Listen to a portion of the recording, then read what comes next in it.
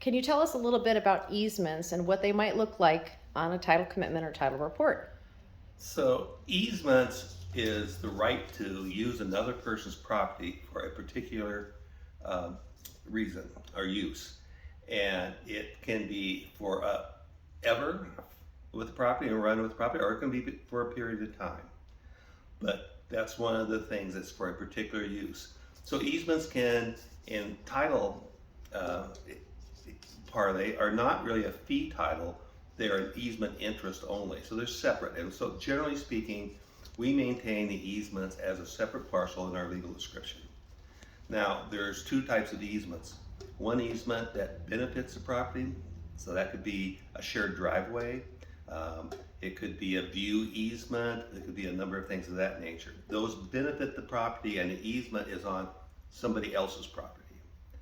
Then the other type of easement burdens our property, whereas we have given, or the owner has given the right for somebody to use a portion of the subject property for a driveway, to have a water line, for something of that nature. So our title report will show both of those, and they will identify them either or. The title commitment, it will show if it's a beneficial one. It will say a beneficial easement for this use, and we'll go on to describe the easement in a little bit of detail. A burdensome easement will do the same. It'll state what the use of the easement is. Generally speaking, we don't show who has the easement, but we do provide a copy of the document so you can read that and find out who has that easement and the terms and conditions of the use of that easement. Easements generally, like I say, are perpetual, that they run with the property. To terminate an easement requires that both parties agree to do it and sign a written document that should be recorded at the county level to terminate it.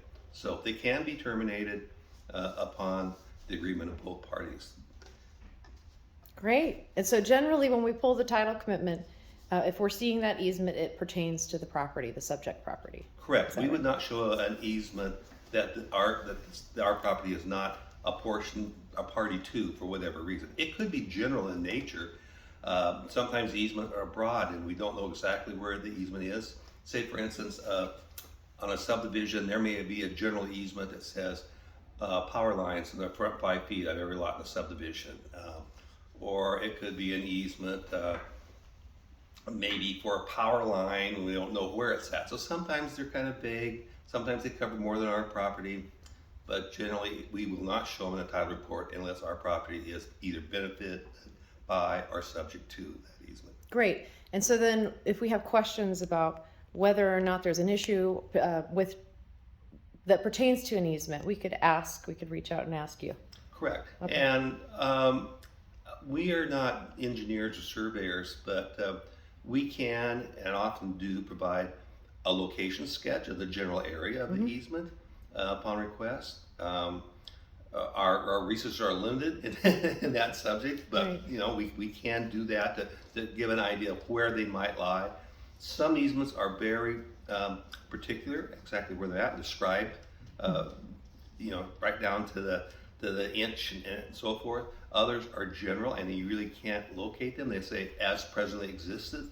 So they can be kind of vague or very specific. Well, we had a situation together where you had to go out to a property for me and take a look at a fence line and then also outline for our client where that easement that pertained to access was, and you actually had to highlight that portion for us. Correct. So that's good to know that you're available to help with that sort of thing. Yeah. Okay, thanks, All right, Richard. welcome. Appreciate it.